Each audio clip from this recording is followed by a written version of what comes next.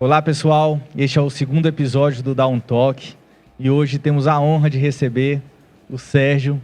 Muito bem-vindo, Sérgio. Obrigado, doutor, pelo convite. E é um prazer para mim poder compartilhar aqui algumas informações, responder as perguntas, participar do programa. Tem muita história para contar, né, Sérgio? Tem muitas cirurgias, muitas internações. Muita história para contar. E está sendo um prazer maior ainda, porque o Gil participou bastante daquele período da inicial da recuperação. Então, para mim, é um prazer conhecer o programa e responder as perguntas aqui. Muita emoção mesmo. Primeiro, a gente queria saber um pouco de você, assim, de onde você é, né? Quantos anos? Conta um pouquinho da sua história, sua família. Então, eu sou natural de Bauru, morei em Barra Bonita e vim para a região de Ribeirão Preto em 1999. Eu tenho 50 anos, vou fazer 51 daqui a alguns dias. Sou casado, 2 filhos, e a minha filha mais velha já faz medicina também. Nunca esperei que ela fosse fazer medicina, né, quando nova, mas acho que por todas as influências daquele momento importante da vida, passou a fazer medicina também. Sou triatleta, tem muitos anos já que sou triatleta. Nas horas vagas e durante todo o meu dia, toda a minha semana, eu faço treinos para correr provas de triatlo. Ô Sérgio, e como que foi para você conhecer o esporte do triatlo? Porque assim, todo brasileiro começa a sua vida ali na escola jogando futebol, tem experiência com alguns outros esportes e acaba que só conhece esse perfil de esporte bastante tempo depois. Como que foi? Quando que foi? Como que você se interessou? Na verdade, eu desde 12 anos, eu faço natação. Foi sempre um esporte. Eu comecei disputando natação. Na época que eu era mais jovem, tinha lá os jogos regionais, que eram jogos que aglutinavam competições entre as cidades.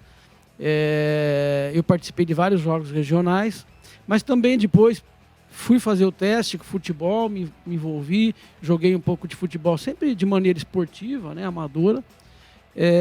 E a partir de 2002, mais ou menos, 2003, eu comecei a me interessar por triatlo, conheci uma turma, comecei a pedalar, já nadava, né? Nadar sempre me acompanhou. Eu nunca deixei de fazer natação. Mesmo quando profissionalmente eu fui me envolvendo com os meus negócios, eu sempre arrumava um tempo para fazer natação e conheci um pessoal e fui para bicicleta, achei o esporte muito legal, conheci uma turma do triatlo, me envolvi com o triatlo e Vira quase uma família, né, Sérgio? Porque aquela rotina de treinos, todo mundo junto, vocês se divertem, né? Se diverte, o pessoal é muito legal, né? Vira um meio de vida, na verdade, né? E isso faz uma alteração importante, o triatlo faz uma alteração importante na vida do profissional, né? Do amador, que nem eu. Bem mais disciplina, uma rotina de treino, a importância de uma nutrição bem feita, é uma coisa que transforma mesmo. Fala pra gente quantas horas de treino você faz por semana? Olha, eu todo dia de manhã, todos os dias de manhã, eu treino mais ou menos 1h30, né? 3 vezes por semana, na hora do almoço, eu faço natação. E aos fins de semana, no sábado, são os treinos longos. Aí a gente chega a ficar 5 horas treinando, 4 a 5 horas treinando todo sábado. Como que foi para você, que tem muita gente que quer praticar esporte desse perfil, mas que reclama de falta de tempo, como que você faz para inserir isso na sua atividade profissional? O convite à falta de tempo é uma coisa da sociedade moderna, né? A gente vai se envolvendo com o negócio, aí é rede social, família, um monte de eventos que acabam nos sequestrando o tempo. Para mim, eu arbitrei um horário, meu melhor horário, eu começo meus treinos às 6 da manhã. Então, eu me acostumei a acordar às 5 da manhã, tomo café, me preparo e passo a treinar das 6 horas da manhã para frente, né? E às terças, quintas e sextas, eu acabo que na hora do almoço vou nadar, aí nado, almoço rapidinho e volto a trabalhar. porque realmente nós precisamos trabalhar, tem um envolvimento com a família, eu procuro deixar o final da tarde mais para o envolvimento com a família mesmo. Eu acho que tem que ter uma rotina, né? Quando você organiza o esporte dentro da sua rotina de vida, eu acho que fica mais fácil. Você falou que terça e quinta, nada, enfim. Então, eu acho que tudo quando vira hábito e entra na rotina, fica mais fácil, né? Fala um pouquinho da sua profissão pra gente. Você trabalha... Eu trabalho com comércio de açúcar. Tem muitos anos também que eu trabalho com comércio de açúcar. Eu comecei a minha vida profissional lá na usina da Barra e depois disso nós abrimos empresas e eu faço comercialização de açúcar hoje em dia. E como foi essa questão do acidente? Você estava treinando ou estava em um momento de lazer? Conta pra gente. O acidente foi em agosto de 2011. Em maio de 2011, eu fiz um Ironman. Eu completei o Ironman em maio de 2011. Então, foi uma experiência legal. Foi a primeira vez que eu tinha ido a um Ironman. Tinha feito outros triatlons, mas não tinha ido ao Ironman ainda. Explica só pra gente contextualizar, como é a prova do Ironman? Tem muita gente que não sabe. A prova do Ironman é um triatlon que é composto por 3.800 metros de natação no mar, 180 quilômetros de bicicleta e 42 quilômetros de corrida. Exato. No dia só, hein, gente? É direto, né? Direto. Que fique registrado. É direto. Essa prova ela começa de manhã e aí você vai até acabar, né? E então a preparação dura um ano e pouco para essa prova, né? Lógico que, como eu já tinha bastante contato com o esporte, um ano bastou para mim me preparar para essa prova. E então, a época do acidente, eu estava na minha melhor forma física, acho que da minha vida, né? Apesar da idade, eu já tinha 41 anos, né? Eu estava na melhor forma física da minha vida. E nós fomos ao Ironman em 2011 e foi uma experiência tão legal, o envolvimento com a turma, as pessoas que foram junto comigo, a família gostou muito, a minha família adorou, né? A minha filha também foi atleta, a minha mulher sempre me apoiou muito nesses projetos, ela sempre me seguiu nesses projetos, que a primeira coisa que a gente fez quando acabou a prova foi combinar entre nós que a gente ia fazer no ano que vem de novo, né? Aí nós voltamos acho que foi 31 de maio. No último dia de maio, nós voltamos, uns 3 dias depois que acabou a prova, descansamos uns 15 dias, 20 dias e já íamos começar um novo ciclo, né? E nesse dia 11, nesse dia 6 de agosto de 2011, nós saímos por um treino de bicicleta que ia fazer parte do pacote de treinamento do Ironman, que ia acontecer em maio de 2012. E você estava com quem nesse momento? Eu estava com 2 amigos meus, né? Normalmente, aos sábados, os treinos longos, eles são feitos por uma reunião de atletas, né? Vamos em 5, em 6. Naquele dia estávamos em 3, eu e mais 2 amigos. Certo. E como que foi o momento ali, Sérgio? Quando que o assaltante apareceu? Como que foi isso? Nós saímos da minha casa e o assalto nós íamos pedalar 140 quilômetros. Então, possivelmente nós íamos pedalar umas 5, 6 horas, né? O tempo total. 20 minutos depois, nós saímos passando na rodovia, no anel viário, encontramos os assaltantes, eles nos anunciaram o assalto e nós, no tempo de descer a bicicleta e entregar, essas coisas acontecem de uma maneira muito rápida, né? Num passe de mágica. E estava conosco um rapaz que estava levando um insumo, né? Bebida, comida, estava levando uma roda a mais. Ele ia nos acompanhar de carro durante o trajeto. E no momento que ele saiu do carro, o assalto foi anunciado, ele fica um pouco atrás do ciclista, o assalto foi anunciado e ele saiu do carro, e sinceramente nem sei para que ele saiu do carro, e assustou os assaltantes, e um dos assaltantes disparou. E esse primeiro disparo pegou no meu abdômen. Certo. E aí eles saíram correndo, né? Depois do acidente, nós fomos descobrir que eram 8 assaltantes. Estavam em 8, né? Nós estávamos em 3, eles estavam em 8. Eu consegui ver na hora do assalto, eu consegui ver uns 4 assaltantes. Mas logo eu fiquei sabendo, depois que eu acordei, que me contaram a história toda, eu fiquei sabendo que eram 8 assaltantes. Você já perdeu a consciência no local ou não? Não. Eu fui consciente até o hospital. Como que... Eu tive ameaça de perder consciência no SAMU. Dentro do carro do SAMU eu fiquei um pouco... Eu cheguei a ter a sensação que eu ia perder a consciência. E eu sempre tive vontade de perguntar isso, nunca te perguntei. O que passou na sua cabeça naquele momento que você estava dentro da ambulância, sabia que tinha tomado um tiro no abdômen e estava a caminho do hospital? Então, primeiramente foi assim. Lá na hora do acidente, eu achei que eu tinha tomado uma paulada nas costas. O tiro que me atingiu, ele entrou no meu abdômen e saiu nas minhas costas, né, na altura do rim. E eu fiquei com a sensação que eu tinha sido abordado nas costas, né? Aí o rapaz, não, você tomou um tiro, né? E eu fui para... Ele me levou para fazer o socorro.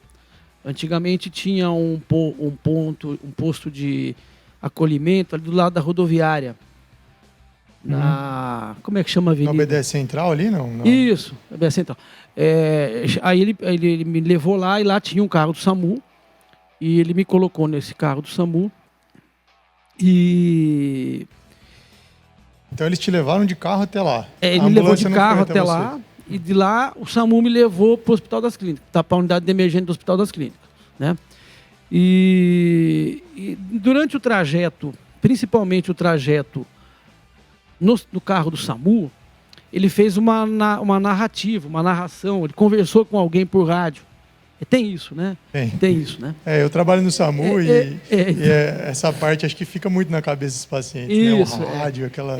porque quando o médico que me socorreu, que estava no SAMU comigo, ele fez a apresentação do meu quadro, aí eu comecei a ficar um pouco mais em contato com um imponderável muito difícil, sabe? Aquilo que me acometeu assim, uma sensação de insegurança muito grande, mas também uma sensação de impotência. Eu estava lá, à margem de qualquer condição que eu pudesse colaborar. Então, eu acho que aquele momento é um momento importante da minha passagem, porque ele me joga num lugar onde prova para mim que a gente não é capaz de tudo. Eu imaginei exatamente isso naquele momento, né?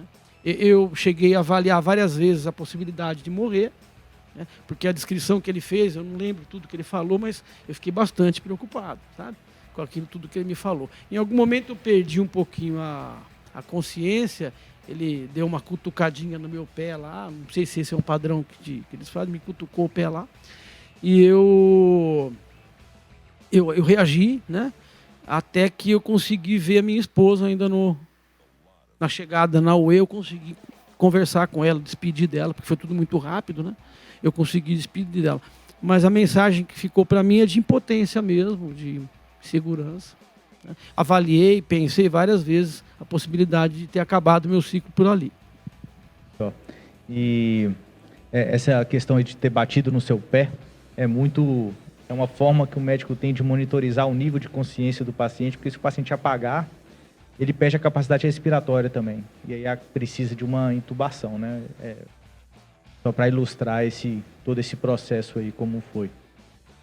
E nessa hora que ele falou do rádio aí, eu acho que é importante isso também, porque o médico do SAMU, ele não tem muito tempo para passar as informações com muito cuidado, né? Para o paciente não ouvir. Ali está todo mundo dentro da ambulância, tem enfermeiro, médico, e a gente precisa passar para a central exatamente as condições do paciente. Então, acho que isso que foi o que te assustou mais, né? O paciente deve estar em choque hipovolêmico, ou está taquicárdico, né? Batimento tanto, pressão tanto. Então, isso realmente acho que fica na cabeça, né? Um momento que é meio traumático. Infelizmente, não tem outro jeito de passar essas informações. E eu acho que essa transparência foi ótima para mim, né? Ela me jogou no campo de batalha com a seguinte mensagem, né? A briga vai ser boa, né? Então eu achei que a transparência foi ótima. eu não faria, eu não pediria ao médico para fazer nada diferente. Foi legal, foi transparente, e aí nós fomos pro jogo, né? Pra batalha, pra briga. E aí já foi direto pra cirurgia, quando chegou no HC, não? Foi direto pra cirurgia. A minha passagem lá pela triagem foi muito rápida, né? Até porque acho que o quadro era bastante preocupante. A única coisa que eu lembro também lá foi de ter visto a minha mulher, que tinha acabado de chegar. Ela cruzou comigo saindo da triagem para ir para a primeira cirurgia de correção lá do acidente, né? Esse tipo de abordagem cirúrgica de um paciente traumatizado que está sangrando muito, ele tem que ser uma cirurgia rápida, porque o paciente está perdendo sangue e o que vai matar o paciente é a perda de sangue naquele momento. Então, o objetivo é parar o sangramento. É o primeiro objetivo que tem. Aí, isso você não teve consciência, né? Aí o que a gente sabe de descrição cirúrgica é que foi a bala realmente fez um estrago muito grande, porque cruzou seu abdômen de um lado para o outro, né? Pegou o fígado, pedaços do estômago, o intestino, pâncreas, rim. Precisou, inclusive, tirar o rim já nesse momento. E, com certeza, uma cirurgia extremamente desafiadora. E, depois desse momento, aí já a sua condição de atleta já começou a fazer uma diferença enorme na sua vida. Porque muitos pacientes não conseguiriam resistir. Eu quero que o nosso público imagine que quando a pessoa está perdendo sangue, então quando a pessoa é submetida a um trauma, a um procedimento cirúrgico, o corpo reage da mesma forma que reage durante um exercício físico intenso. Precisa que o pulmão e o coração trabalhem em capacidade máxima para sustentar a vida. E aí, seu preparo físico fez uma diferença enorme. Fez uma diferença, assim, sobre-humana realmente. Você sentiu isso no pós-operatório, Sérgio? Que a sua condição de atleta facilitou a sua recuperação logo depois da cirurgia ou não? Você não percebeu, talvez, que isso interferisse bastante no seu tratamento? Então, quando você fala do pós-operatório, daquela primeira cirurgia, essa primeira reparação de danos, eu não me lembro desse pós-cirúrgico. Eu assim, lembro muito pouco. Minha mulher me contou que foi me visitar. Passou pela minha cabeça que eu lembrasse, mas eu não lembro muito dela, não. Para mim foi uma maratona meia ininterrupta. Eu lembro que alguns dias depois da cirurgia, eu estava lá no CTI e eu lembro de um dia ter acordado, né? Mas foi assim, eu lembro de um dia ter acordado, mas por alguns instantes. Eu não lembro muito daquilo, da paisagem, não, porque se você me perguntar como eu sinto tudo isso, parece que eu entrei e só saí no dia que eu fui para a enfermaria mesmo, quase 90 dias depois. Sérgio, você viu a luz? Você achou que você estava indo para o outro lado? Eu vi a luz, né? Eu nunca tinha tido contato com essa informação, né? Eu não sabia que existia uma experiência de quase morte, nem nada, né? Mas eu tive... Ela foi tão importante para mim, a luz, esse sonho foi tão importante para mim, que mesmo sem falar, porque eu fiquei com a traqueostomia, eu fiquei sem falar, né? Então, para me comunicar, eu precisava de bastante esforço. E como era meio exclusiva a conversa com a minha esposa, ela que participava mais, não tinha muita gente no pedaço, quando eu fui levado à enfermaria, pela primeira vez, né? Quase 90 dias depois, foi tão importante o sonho que quando eu fiquei sozinho com a minha mulher, logo que os enfermeiros foram embora, eu já falei disso para ela. Ela pode afirmar isso. Falar, aconteceu um negócio engraçado, eu pensei nisso, tudo mais. Ela sabiamente ficou quieta, porque também ela não tinha tido contato com esse tipo de informação ainda.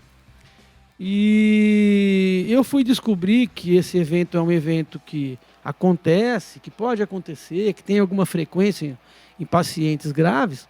E aí fui pesquisar mais sobre isso daí, né?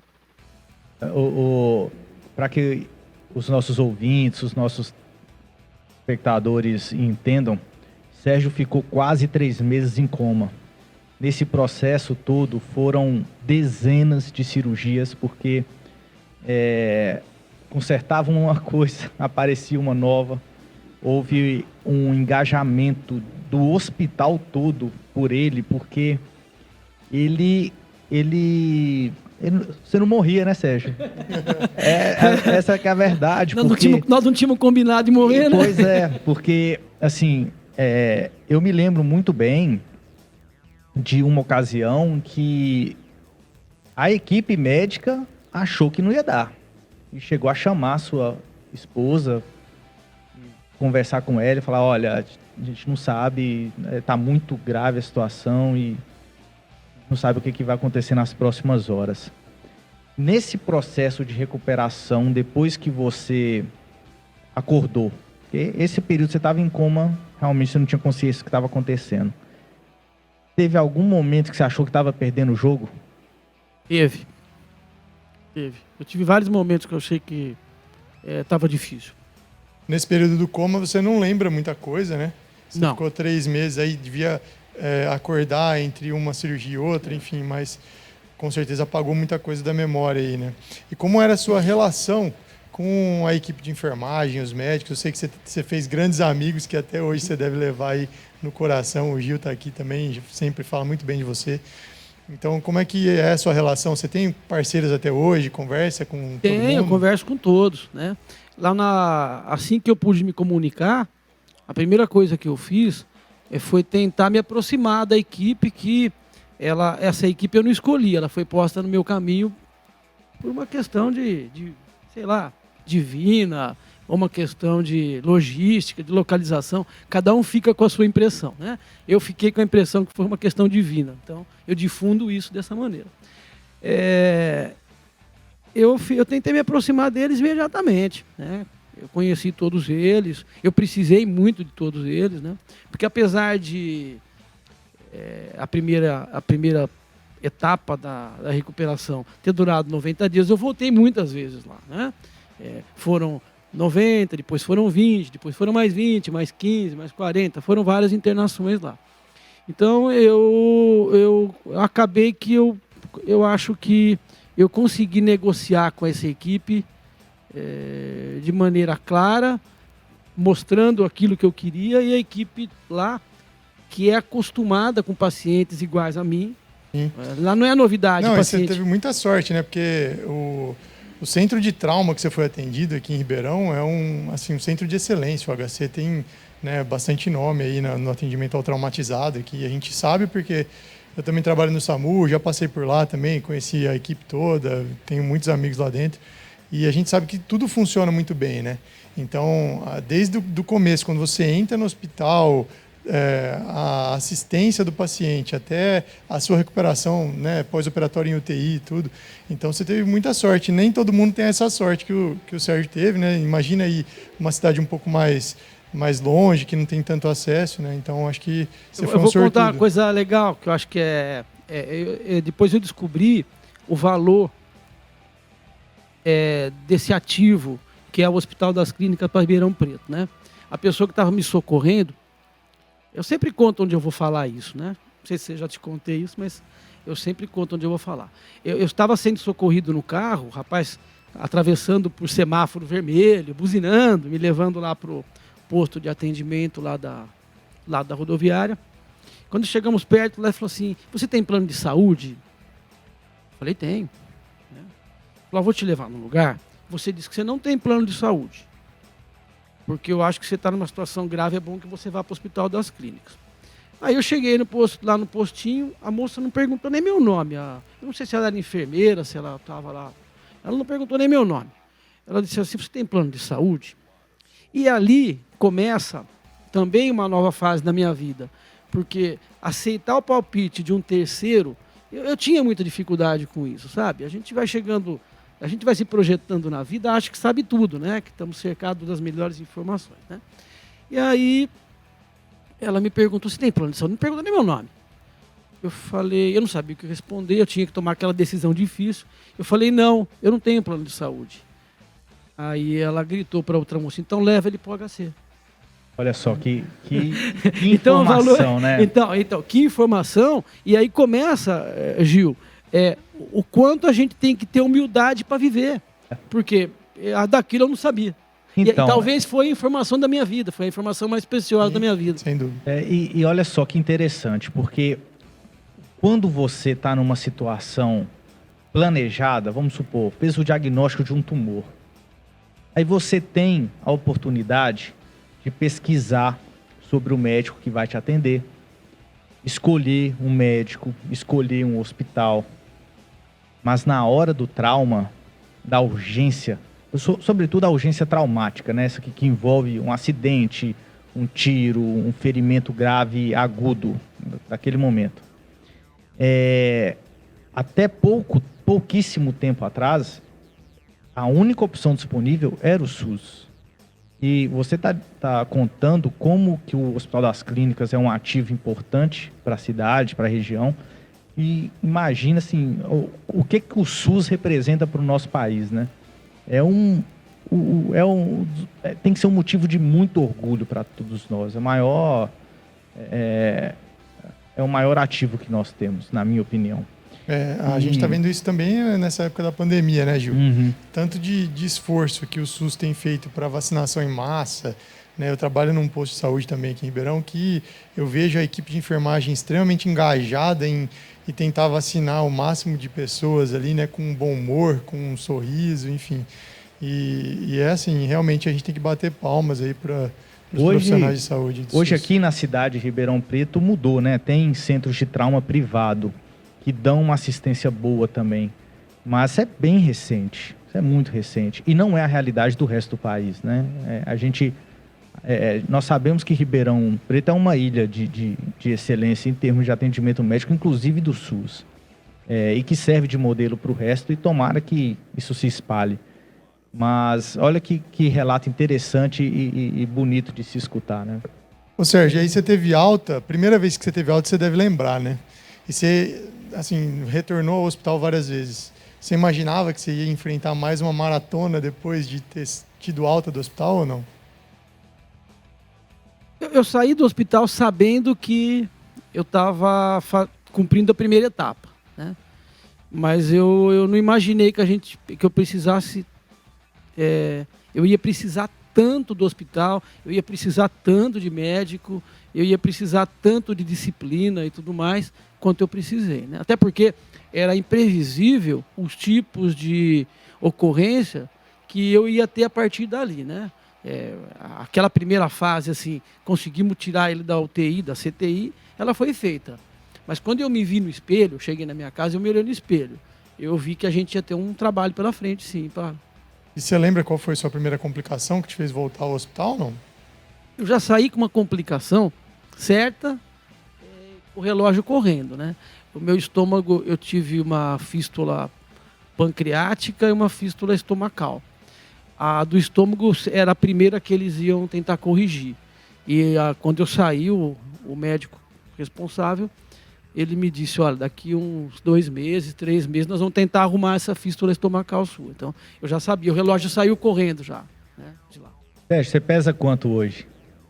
Eu peso 68, mas eu entrei no hospital pesando 71 quilos. E você teve alta do hospital com que peso? Com menos de 40 quilos, 39.800 e pouco. Olha, para vocês verem, acho que muitas famílias hoje estão passando pela experiência de ter tido um familiar por conta do Covid, que ficou muito tempo internado, ficou na UTI e voltou para casa.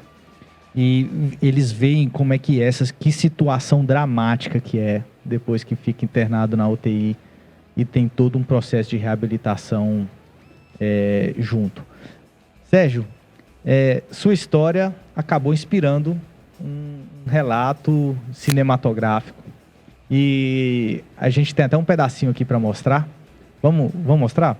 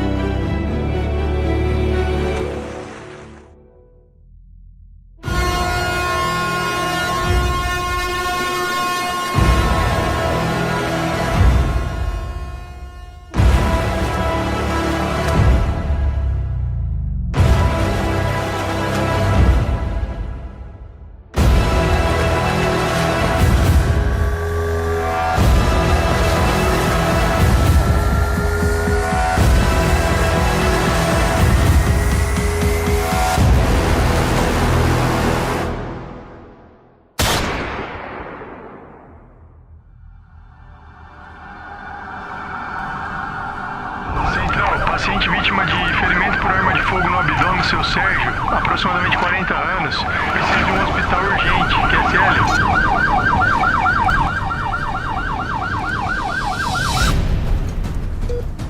Como tá aí? Pressão 70/40. Tá sangrando muito, gente. Mais compressa, por favor. Abre mais compressa. Compressa. Vai ter que tirar. Vamos fazer a nefrectomia. Vamos tirar esse rim.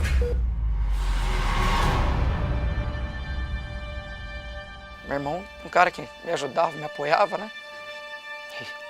E aí foi muito difícil, né?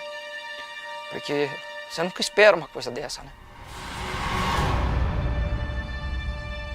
Que também foi tirado um pedaço do pâncreas, o rim esquerdo e o baço. Ele perdeu tudo, ele perdeu musculatura, ele perdeu toda a reserva que ele tinha fisiológica. Literalmente ele ficou pele e osso.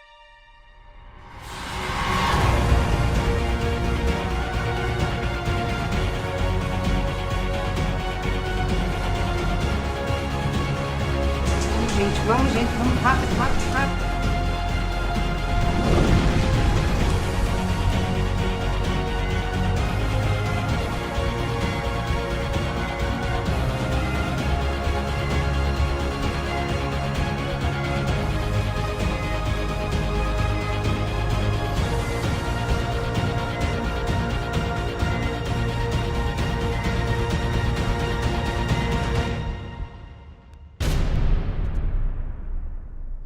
Sensacional, né? Sensacional. Impossível não se emocionar, Nossa né? Senhora. Essa abertura de olhos aí, tipo, voltei, tô aqui vivo e vou correr um Ironman aí, como nos velhos tempos, né?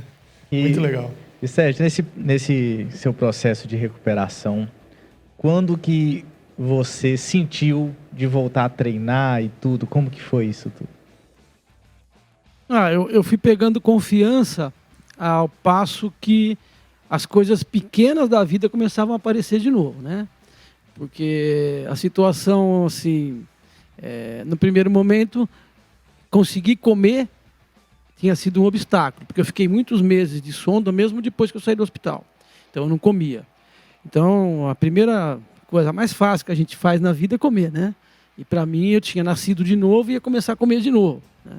Então, quando as coisas mais pequenas da vida começaram a aparecer, eu comecei a pegar confiança. Eu fui comer, daí alguns meses eu consegui andar de novo, porque eu tive aquela queda, né, no pé, chama Polineuropatia do paciente crítico. Polineuropatia do paciente crítico. Eu fiquei uns quase 5 meses de cadeira de roda. Então, não era certeza que dava para andar, e se desse para andar, não era certeza que dava para correr. Mas daí eu passei a andar. Um dia convidei um enfermeiro que ficava lá me ajudando sempre, convidei para a gente fazer uma caminhada, a gente andou 2 quilômetros, né?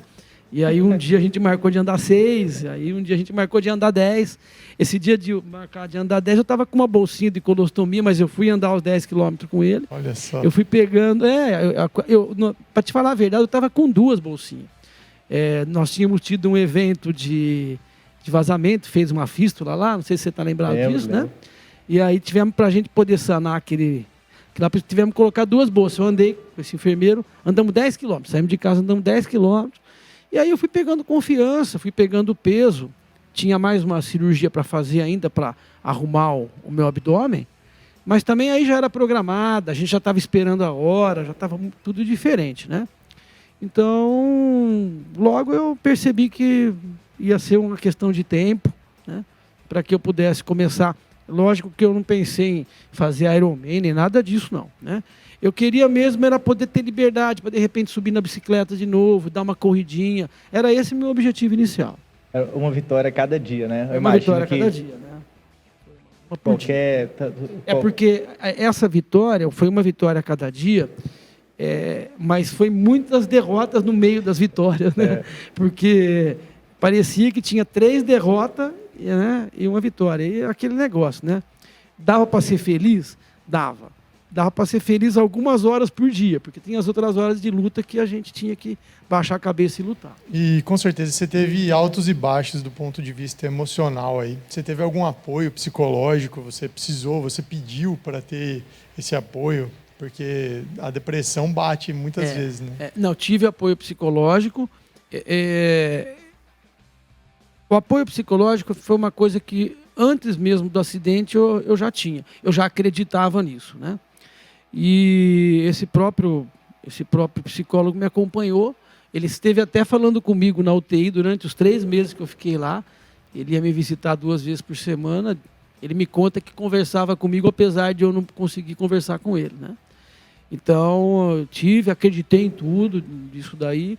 E despertou em mim também uma mudança de padrão de espiritualidade logo depois do acidente. Alguns meses depois, eu comecei a me interessar muito por isso.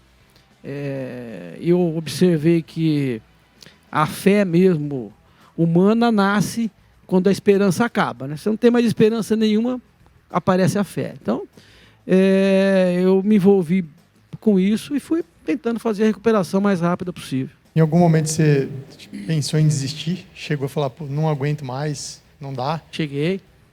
Para mim, eu falei várias vezes. Para o médico, eu falei algumas vezes. Para minha mulher, também falei algumas vezes. Não era uma vingança, eu pensei em desistir. Mas era um desânimo daquele que eu acho que não vai dar. Uma exaustão. É isso, uma exaustão. Exatamente. Sérgio, eu imagino quando você saiu do hospital, toda essa situação, recuperando um passinho de cada vez, como é que estava a sua vida em casa, sua vida com sua mulher? Como é que foi o papel dela na sua recuperação? Então, eu acho que minha mulher fez todo o diferencial. Ela gerenciou toda essa recuperação, né? Então, ela é um dos pontos de base quando a gente discute essa recuperação. Essa foi uma recuperação bastante longa e difícil, a minha recuperação. Ela tem. Você citou que a minha condição de atleta ajudou muito a minha recuperação. Eu posso somar nela, além de outras, que o desempenho da minha mulher durante todo esse período também se soma à minha condição de atleta. Então, eu acho que só a condição de atleta não ia dar. Só a minha mulher gerenciando também não ia dar. Então, ela é um ponto de bastante inflexão e um ponto de bastante apoio que nós tivemos naquele momento. Talvez o mais importante. E como que foi a sua recuperação, agora já falando assim, do ponto de vista de relacionamento pessoal mesmo, de voltar a se... Imagino, se você não conseguia nem andar, imagina, por exemplo, conseguir dar carinho para ela, ter uma relação. Como que foi esse processo? Então, primeiramente, eu tinha que me acostumar com o meu novo eu, né? Quando as pessoas dizem, você nasceu de novo, eu tive exatamente essa sensação. Eu nasci de novo. Por que eu nasci de novo? Porque eu não conseguia comer sozinho, eu não conseguia ir no banheiro sozinho, eu não conseguia andar, né? É tudo que aquela pessoa que nasceu não consegue. A pessoa que nasceu não consegue andar, não consegue comer. Eu não conseguia fazer nada. Minha mulher trocava minhas fraldas, né? Eu punha fralda, ela que trocava. Então, é exatamente o nascimento de novo, né? E aí, com as nossas muitas derrotas e com os nossos muitos sucessos, nós fomos pegando confiança, né? A própria relação, ela mudou também, né? Ela mudou porque a gente precisou nesse caminho novo envolver muitas outras coisas que nós não envolvíamos antes, né? Então, muito mais respeito, muito mais admiração e muito mais tudo que é bom na vida, né? Respeito, admiração, amizade. E ao passo que eu fui pegando confiança, que eu fui me reconhecendo de novo, eu fui tendo um pouquinho mais de autoestima, as coisas começaram a acontecer naturalmente, né? Eu comecei a me apresentar de novo, ela também, né? Nós somos novos, temos muito para viver ainda e hoje a gente vive normalmente. Que bom. Bom, o que não te mata te fortalece, né? Literalmente. Você é um cara muito bem amparado. E eu acho que o segredo do sucesso da sua história é um conjunto de fatores, né? Exatamente. A sua performance física, a sua família, o apoio familiar. Você disse que já tinha um apoio psicológico. Parece que já tinha alguém te preparando para isso, né? alguns amigos me disseram isso. Parece que a sua história de preparação para o Ironman te levava para um outro objetivo que você não conhecia. Eu concordo. Se a gente pensar aí na parte de destino, essas coisas, eu concordo. Foi tudo muito bem feito para chegar na marca do Hospital das Clínicas. E aí, depois que você realmente obteve sucesso na sua recuperação, você teve essa ideia de correr de novo o Ironman. Como que foi essa preparação? Quanto tempo levou? Explica um pouco pra gente. Então, quando os dias foram passando, e aí, como eu falei para o Gilfred, né, a gente pode pensar aí em aspecto familiar, sexual e tudo mais que é da área de vocês. Eu fui também tendo contato com a expansão de possibilidade. Eu comecei a correr 5 quilômetros, eu comecei a correr 10 quilômetros, eu já conseguia pedalar com alguns amigos, né? Tem uns amigos muito violentos que não dava no começo, né? Mas eu já conseguia pedalar com os amigos menos violentos. Então, a gente foi fazendo um monte de coisa. Em 2015, eu resolvi que eu ia correr uma ultramaratona, que ela em Orlando, que corre 5 quilômetros na quinta, 10 quilômetros na sexta, 21 no sábado e 42 no domingo. Eu me inscrevi para essa prova primeiro, né? Aí eu fui, me preparei durante alguns meses, quase um ano. Isso já depois da última cirurgia, que foi em 2014. E essa prova foi em 2015. E eu fui, me senti muito bem. Novamente, minha mulher estava lá. Nessa vez ela fez diferente, ela correu comigo. As 2 primeiras provas ela correu. Ela também vendo aquele movimento, né? Mas eu contagiei ela, porque ela não fazia isso. Foi lá, correu os 5, os 10 quilômetros comigo. Eu acabei essa prova e acho que foi minha filha, falou, pô, você não faz o Ironman de novo, né? E aí eu vi que já dava para a gente começar a pensar, falei lá com o técnico, e a gente começou a se estruturar. Em 2017 eu cheguei na Florianópolis de novo. Ousadia e alegria. Né? Tem um relato que eu acho sensacional, que assim, todos os seus amigos, família, equipe médica, começou a virar uma torcida, né, em torno disso. E tem um relato de um amigo seu que estava lá esperando você passar na parte da corrida do Ironman. E na hora que ele passou, o amigo dele estava de chinelo e com celular e se emocionou tanto e começou a correr atrás dele, filmando. Esse meu amigo... E ficou vários quilômetros, esse meu inclusive, amigo, né? ele estava no acidente comigo. Esse meu amigo estava no acidente comigo. Esse meu amigo, ele pegou carona com o produtor desse filme, que o produtor desse filme não me conhecia. Eles foram de carona no mesmo carro. Ele contou a história do produtor do filme, o cara interessou na história, fez o filme e ele ficou lá, nesse Ironman de 2017, choveu a prova inteira. Nós corremos a prova inteira, pedalamos na chuva. Chuva de verdade, chuva torrencial. No filme vai mostrar, inclusive, isso. E eu passei lá e ele falou, não acredito que você vai acabar a prova, eu vou correr os últimos 10 quilômetros com você. Ele arrancou o chinelo e correu descalço os últimos 10 quilômetros comigo.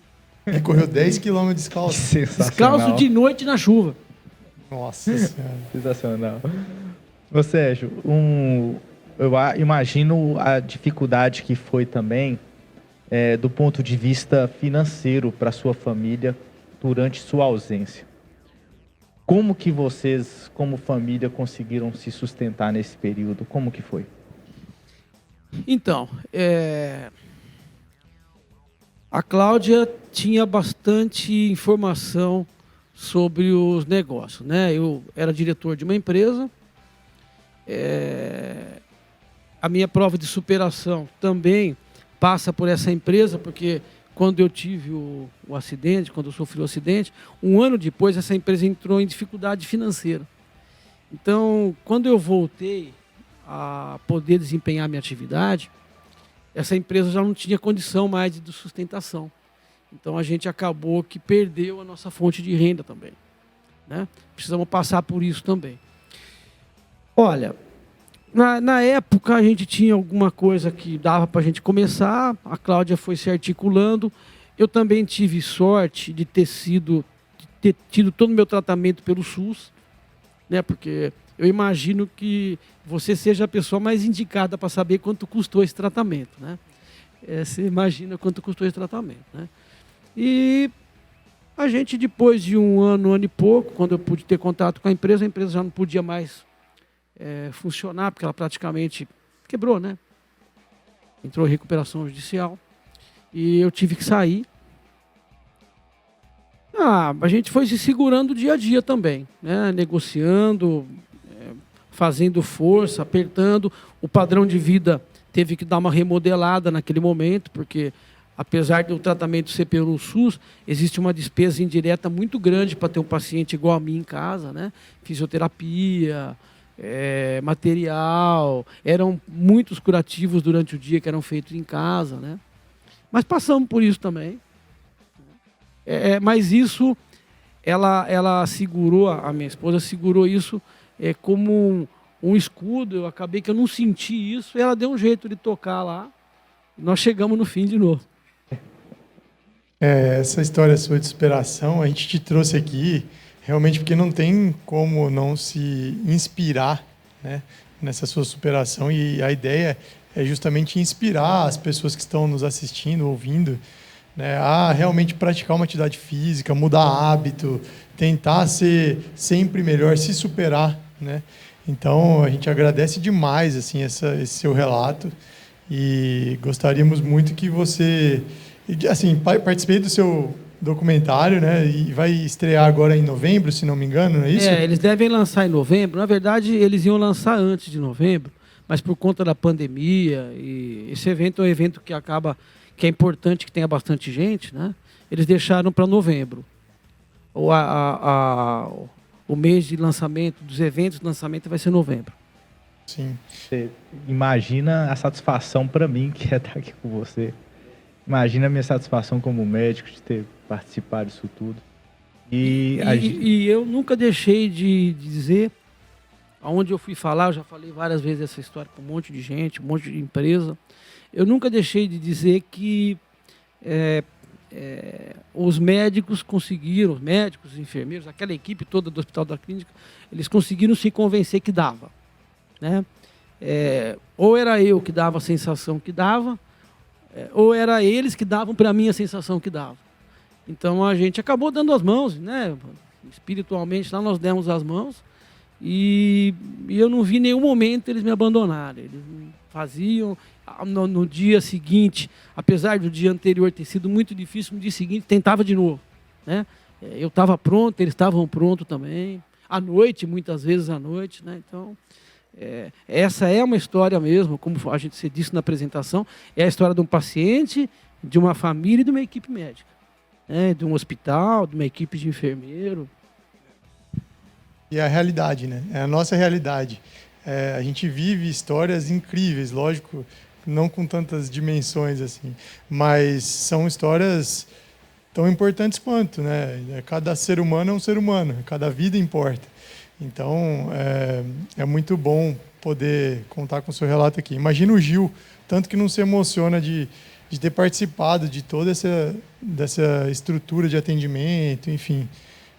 Eu não participei diretamente, né? Participei do documentário só, mas para mim já foi uma honra incrível. Aí quando o Gil me convidou para participar, eu falei, eu vou, com certeza, é uma história fantástica. A história é muito inspiradora, e se eu não tivesse participado, eu estaria emocionado da mesma forma aqui, sabe? Dúvida. E, Sérgio, depois de tanta porrada que você tomou, eu acredito que quando você acorda, todos os dias, você deve enxergar tudo de maneira diferente depois do acidente. Cada pequenas coisas que acontecem no seu dia a dia. Como é que é o Sérgio depois do acidente hoje, quando você acorda? Eu vou voltar a falar uma frase que eu já falei para você aqui hoje, e eu já falei em vários lugares. Eu nasci de novo. Então, as minhas preocupações não são mais as mesmas, os meus valores não são mais os mesmos, né? Eu procuro... Eu tenho... Lógico que eu disputo o mercado, eu tenho negócio, eu tenho meus problemas, eu tenho minha visão, mas eu acho que hoje eu disputo de maneira mais leve isso tudo, né? Existe um aparato de gratidão muito grande, né, por você, por aquela equipe toda, E então eu acho que isso me ensinou que nós não temos controle sobre a nossa vida, né? Mas que apesar da gente não ter controle, nós temos que brigar por ela, né?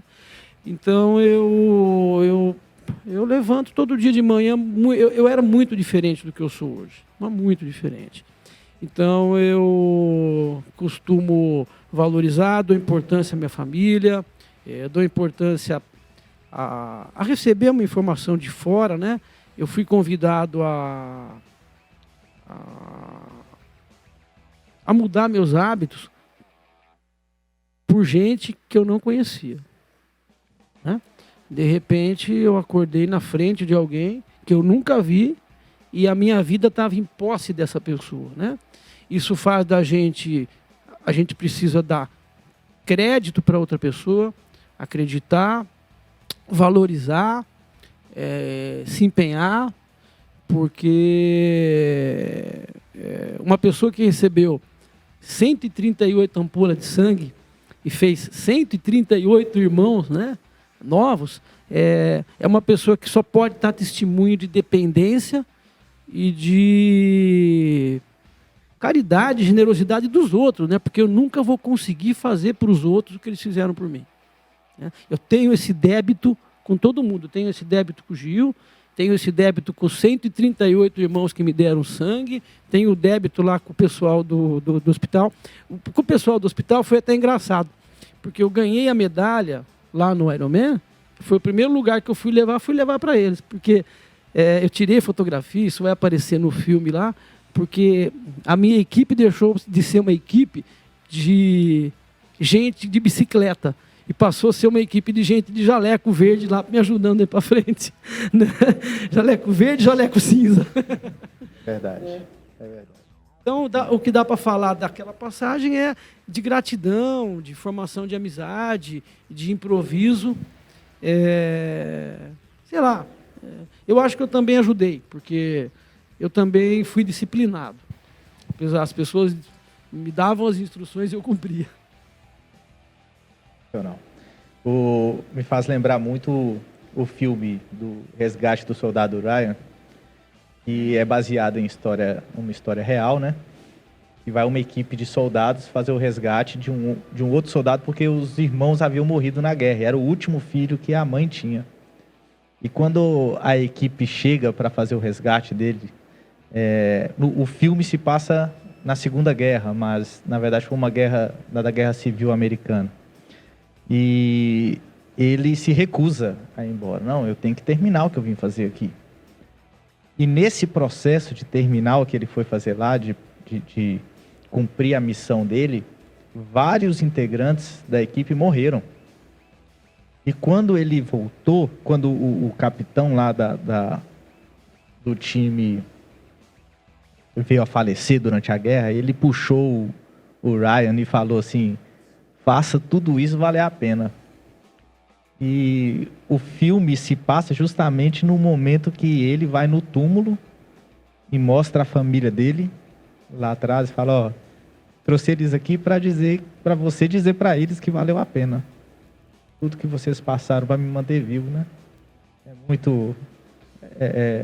você tem muita... Você nos agregou demais. Na verdade, você acha que nós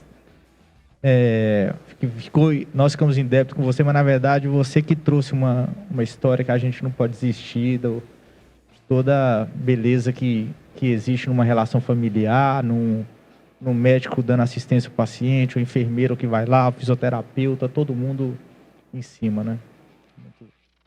Muita gente questiona isso pra gente, assim, o médico é um cara mais frio, ele não se envolve muito com as histórias e tal. A gente está vendo aqui o Gil contar e vê que não é bem assim, né? O médico realmente se envolve com os pacientes, e pacientes tão especiais como você não tem como não se envolver. E isso é muito legal, você sentia isso, assim, de todo mundo da equipe, com certeza sim, né? Eu lembro da Flávia, da enfermeira que aparece aí relatando, que ela se emociona também falando da sua história. Você sentiu isso, você sente isso até hoje da equipe?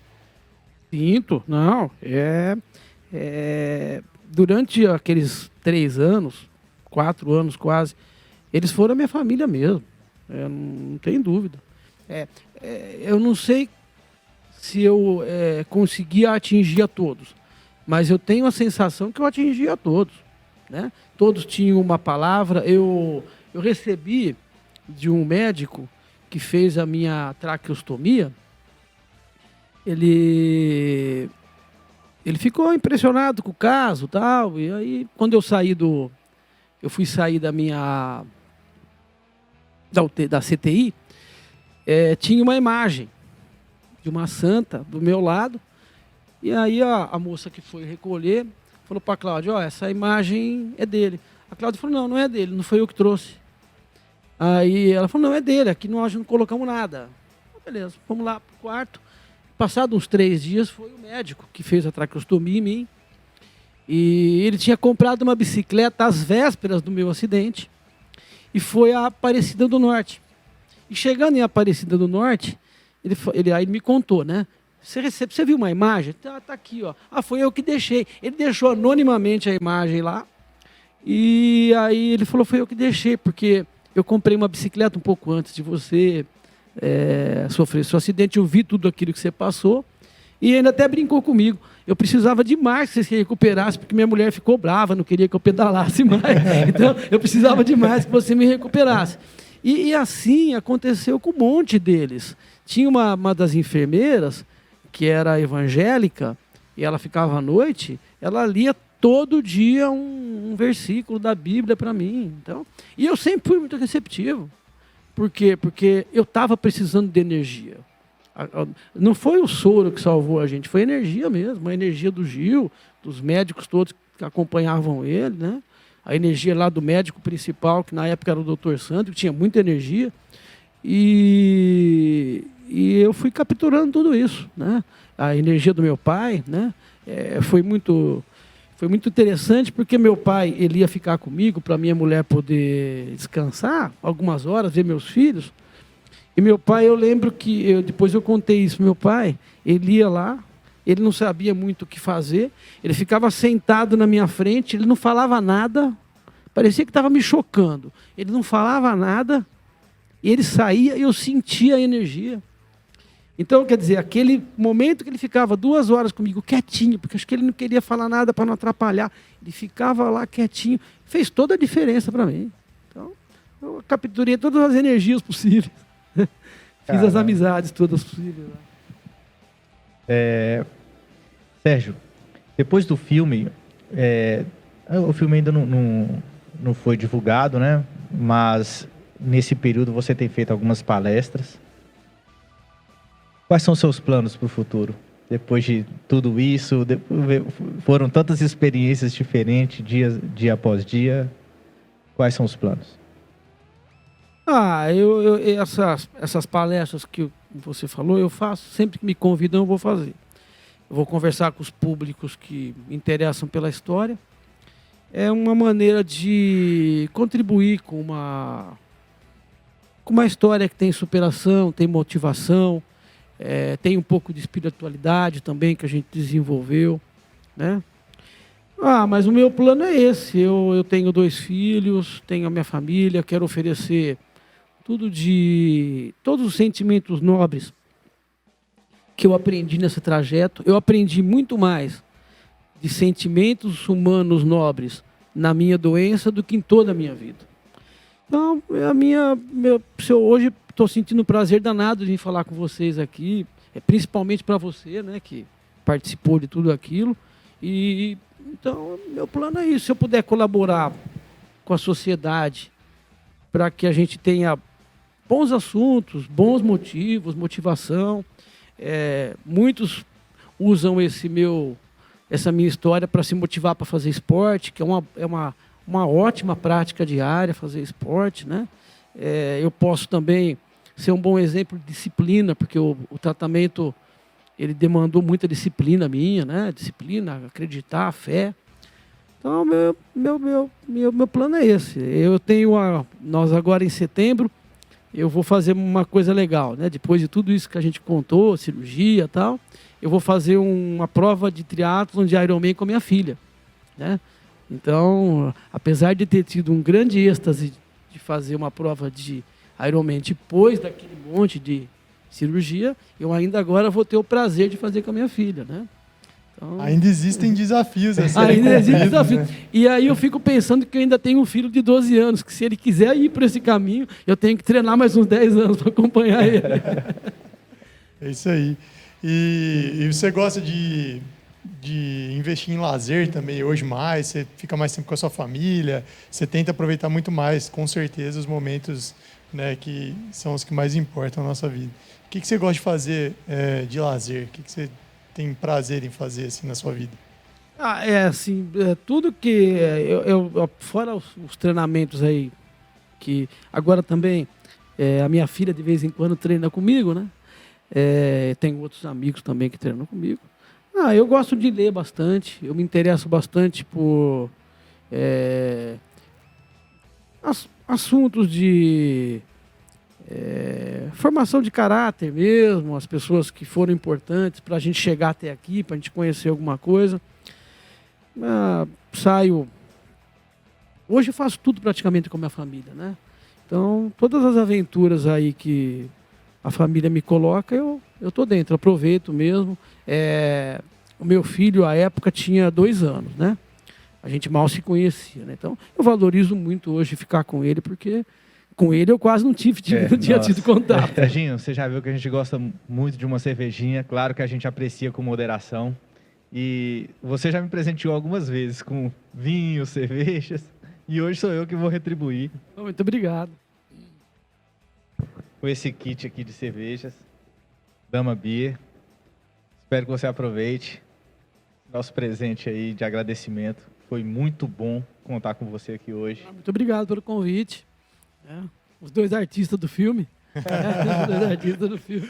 A gente que agradece, é um prazer enorme estar compartilhando de novo sua história. É sempre bom falar de coisas boas e a sua história só nos remete a vitórias e superações. Então, isso é muito importante para todos nós. Muito obrigado pela sua presença hoje. Obrigado, estou à disposição também. Se precisar de mim de novo, estamos por aí. Muito obrigado, Serginho. Foi inspirador mais uma vez. Obrigado.